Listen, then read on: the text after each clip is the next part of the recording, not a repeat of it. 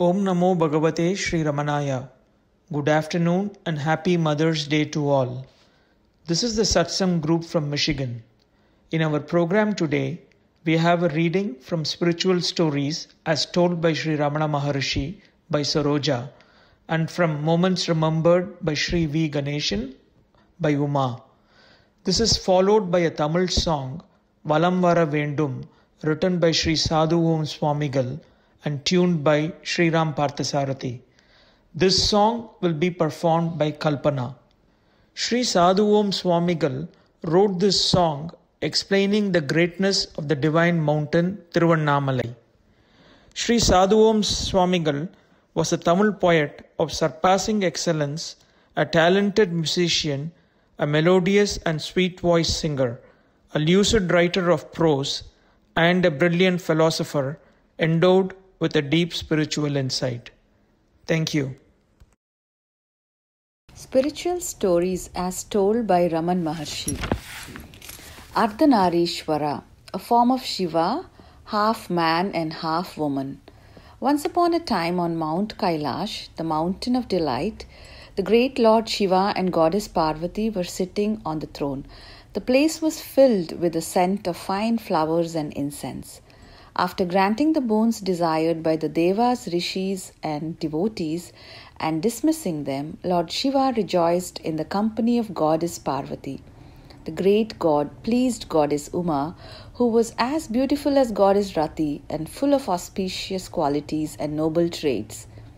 In a joyous mood, the goddess, who thought that her lord's attention was entirely centered on her, slipped playfully behind him and in sport covered fondly the 3 eyes of the lord with her 2 hands resembling lotus petals.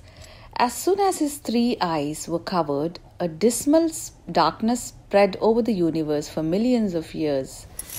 Because half a trace for Lord Shiva is eons for us, the darkness produced by the playfulness of the goddess proved to be the cause of the untimely destruction of the worlds, for in the dense darkness no activities were possible and consequently living beings perished without giving birth to new generations. Seeing this state of affairs, the glorious Siddhas approached Shambhu with devotion and prayed to him for the well-being of the universe.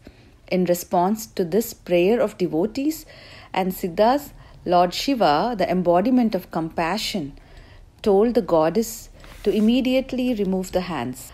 Once removed, the obstruction to the moon, sun, and the fire, the light returned to the worlds.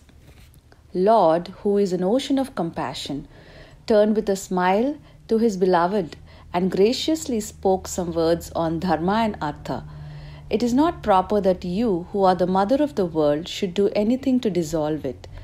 At the appointed time only I am the one to do so. You have, by your folly, produced an untimely dissolution. How can you, the embodiment of love, perform acts which cause pain to your creation? You who are compassion itself should not even for sport do anything to hurt others.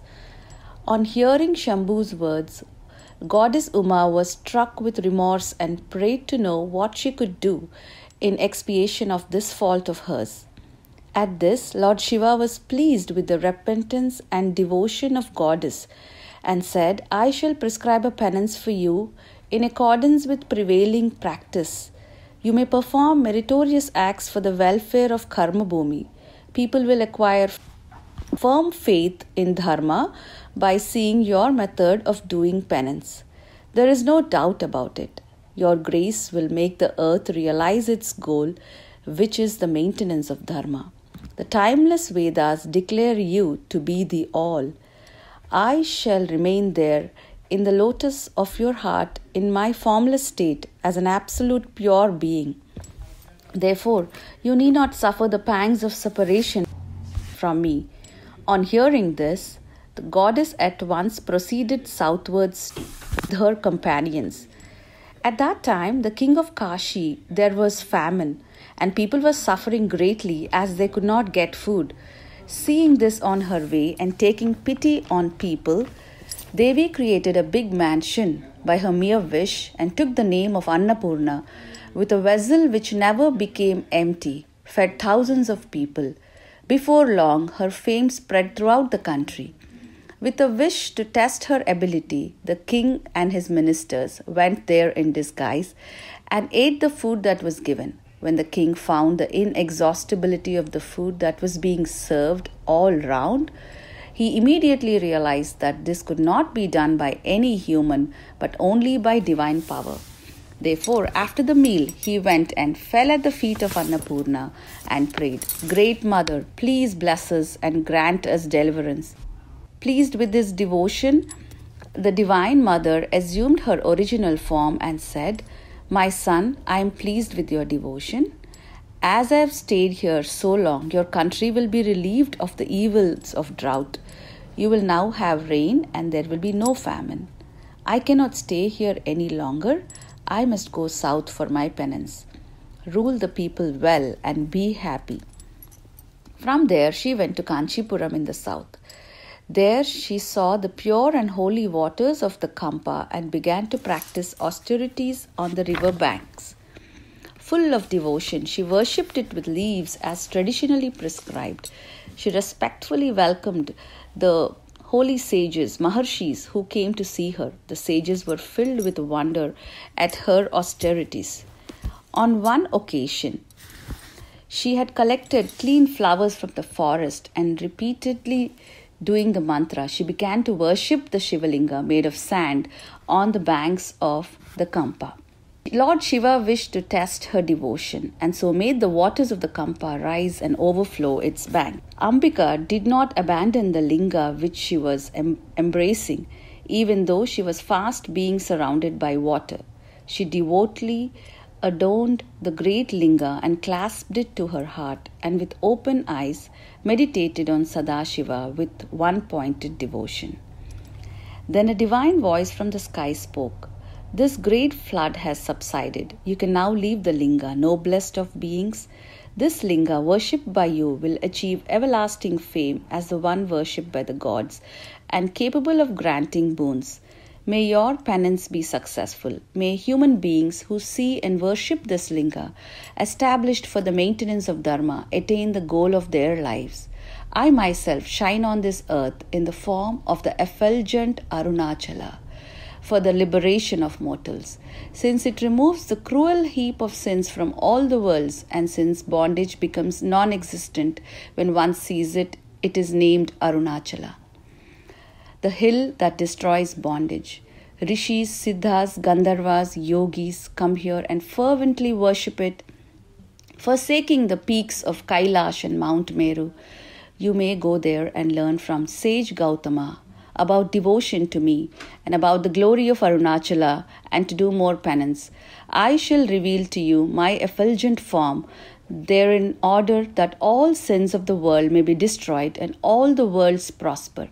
On hearing these words, which came from Shiva in his formless state, Devi said, "So be it," and started at once for Arunachala. Turning to the rishis who wished to follow her, she said, "Perform your austerities on the banks of sacred Kampa. This linga of sand which removes all sins and brings in all kinds of prosperity bears the marks of my embrace. Worship it. Let my devotees know that I shall be worshipped as Kamakshi, since I fulfill their desires and bless them. Let them worship me and obtain the boons they desire." She then came to Arunachala. The goddess saw Siddhas, Yogis, Rishis and Devas there.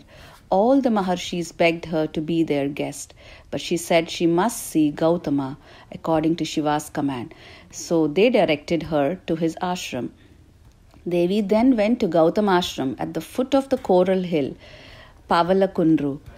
Satananda, the son of Gautama, saw her and full of devotional fervor, invited and worshipped her as prescribed and requested her to stay on while he went to the forest to bring his father Gautama, who had gone to fetch kusa grass.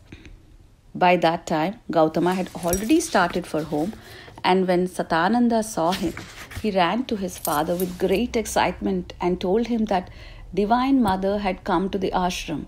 The whole forest, in the twinkling of an eye, became green and full of flowers and fruits. Gautama was surprised and asked his friend if it was really so.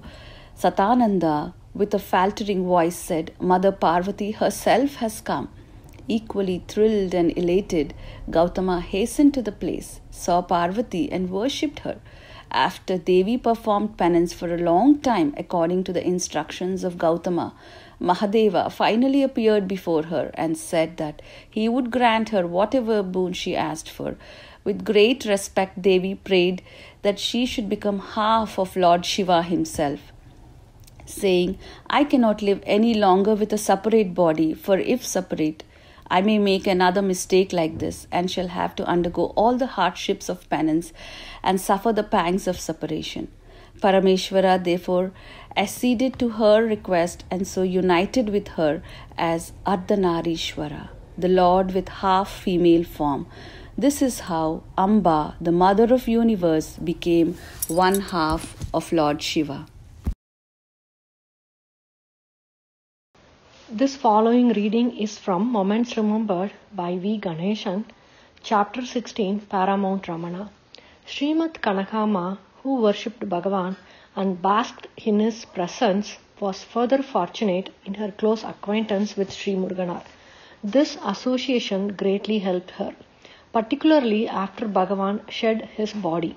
Muruganar, through austere living, high thinking, and vast learning, could preserve the presence for those who felt orphaned after 1950. He convinced them that his spiritual presence was his true being. Srimad Kanakama, Srimad Padma, Sri Anandammal and others thus benefited from their proximity to Muruganar.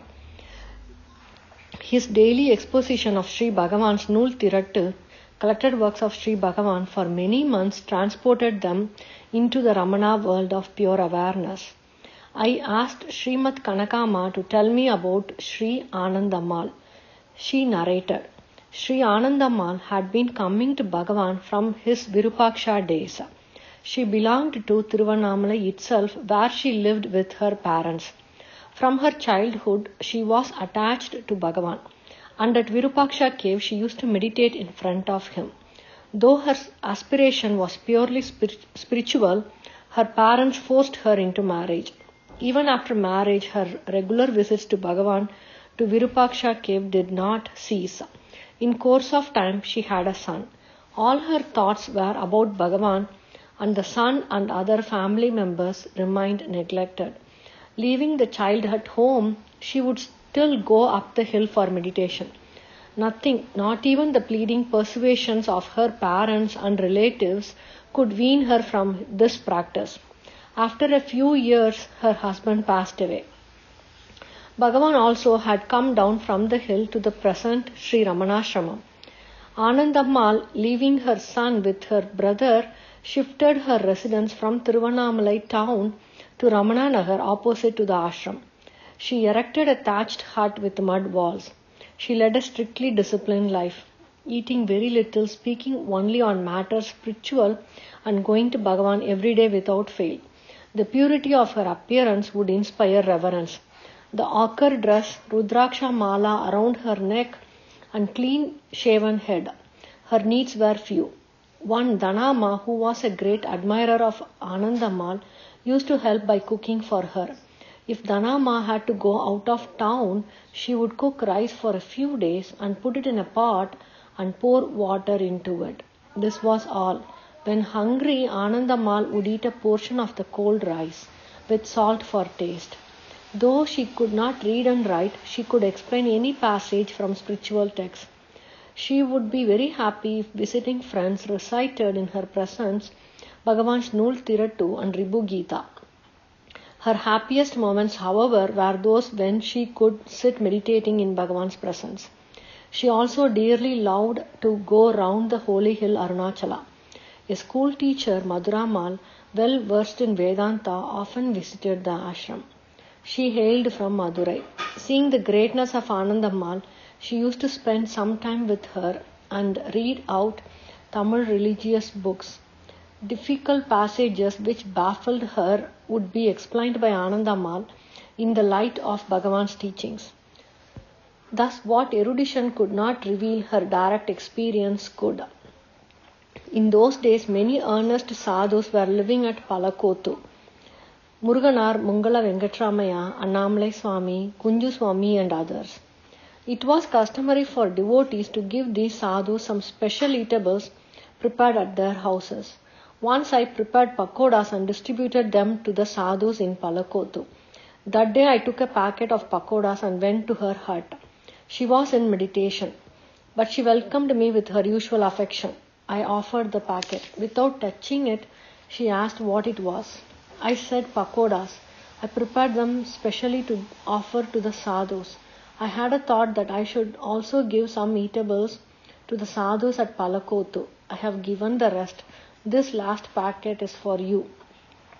She ate it and then turned a stern face towards me and said, "Do you think sadhus really need these varieties? Look at that corner. Dhanama has left cold rice there in the pot for me for a few days. That is all I need. Time is very precious for seekers. We should abide as we are. To remain as we are is all that we have to do, not waste time in making special eatables for sadhus. This is all due to disturbing thoughts. Remain where thoughts do not rise." So saying, she resumed her meditative state. After some time, she opened her eyes and said, "Why do you waste your time like this? What does Bhagavan say? Close your eyes and be still. Simply be." She said these words with such power that after all these years I remember and cherish them. Yes, why should one waste even that much time to do a so-called good act when our Master wanted us to spend all the time in reposing in the self? Even today I feel greatly grateful to Anandammal for saving me from unnecessary entanglements and directing me powerfully to spend all the time in diving within, withdrawing the mind from going outward. Anandammal did spend most of her time in the presence of Sri Bhagavan. When she returned to her hut, she would remain in meditation, or if people arrived, she would ask them to read out to her some passages from books. She was quite fond of me. She told me, "You have come to Bhagavan at this tender age. It is very good. It is a rare opportunity indeed. Utilize every moment in sadhana. Attaining the fullness of self should be your aim. All the rest are only the traps of the mind. Be ever vigilant. Attain the self which is ever yours. Be true to yourself. Bhagavan's blessings will always be with you." Young aspirants have much to learn from the wisdom and pure life of Anandammal. Once I went to her hut. A young woman was lamenting over her hardship in life, and Anandammal's consoling reply even now lingers in my ears. "Your thinking about such troubles only makes your willpower weaker and weaker. Break the whole chain of these thoughts. Go and sit in the presence of Sri Bhagavan. He will solve your problems and bestow well-being on you." She added, "For women who wish to do sadhana, Arunachala is the best kshetra. Did not Mother Goddesses, Parvati herself, to do tapas here to gain the left half of Lord Shiva's body? It means that at Arunachala, women will surely gain Atma Siddhi. Look at Bhagavan's mother. Are there temples over the samadhis of the mothers of Rama or Krishna? For Aragamma, Bhagavan saw to it that temple was built. What better proof is there for the greatness of womanhood? After Bhagavan's Mahasamadhi, devotees scattered out of Tiruvannamalai.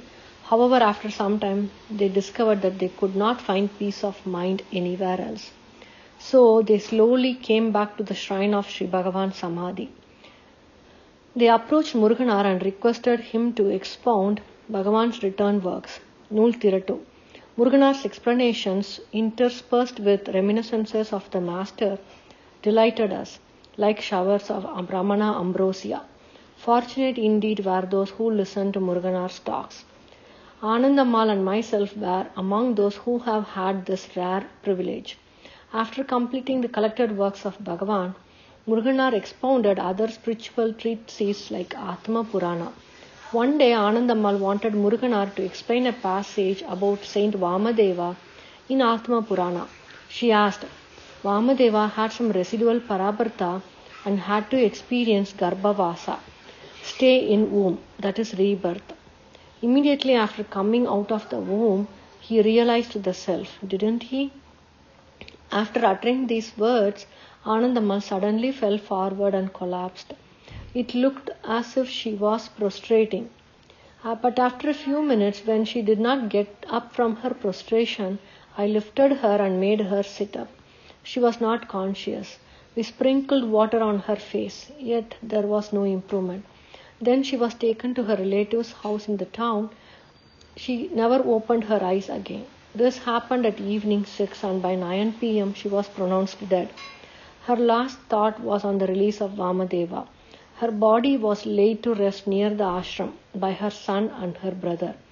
Anandammal was an ideal devotee worthy of emulation.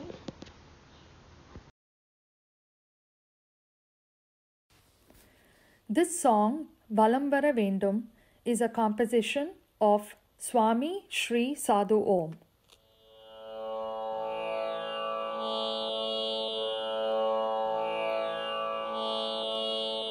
Valambara Vendum Mayye Manadai Kavarnda Annamalai Dinam Dinamu Valambara Vendum Mayye Manadai Kavarnda Annamalai Dinam Dinamu Valambara Vendumaye Manadai Kavarnda Annamalai Dinam Dinamu Valambara Vendumaye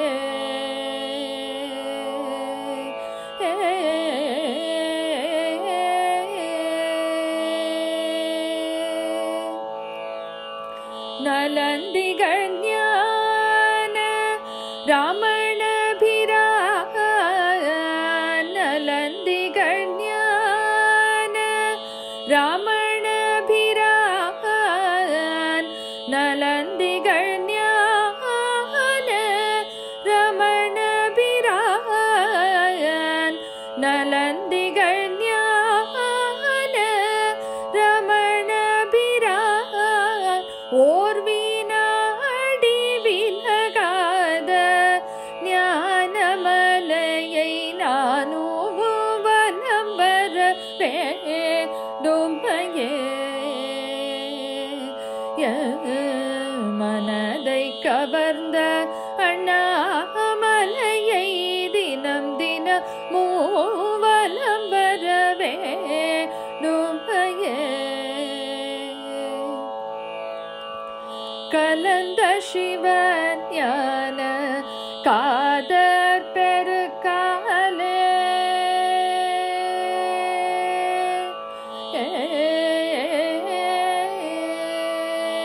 கலந்த சிவஞான காதற் பெருக்காலே கடவுள் ரமண குரு கழலடி தன்னாலே கடவுள் ரமண குரு கழலடி தன்னாலே மலர்ந்த விழி மலர்கள் மலை சிகரம் மேலே மலர்ந்த விழி மலர்கள் மலை சிகரம் மேலே வைத்த பலம் வந்த காரணத்தை நினைந்ததாலே வலம்பர வேண்டுமையே மனதை கவர்ந்த அண்ணாமலையை தினம் தினம் மூவலம்பர வேண்டுமையே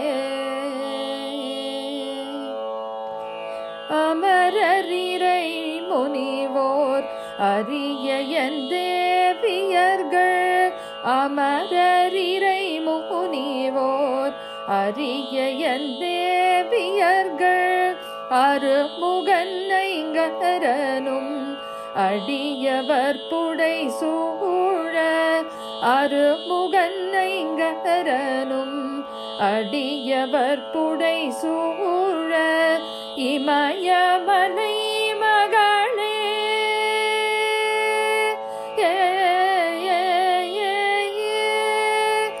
இமயமலை மகளேயும் மலையை வலம் வந்தே இடது பகமடைந்தால் என் போன்ற அடிமைகள் இமயமலை மகளேயும் மலையை வலம் வந்தே இடது பகமடைந்தால் என் போன்ற அடிமைகள் வலம் வர வேண்டுமையே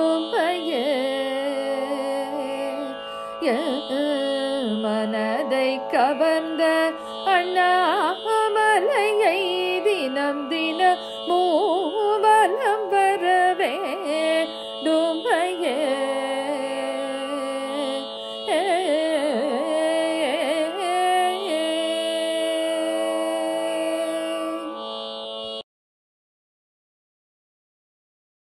Thank you. Now we are handing it over to the Houston Satsang Center.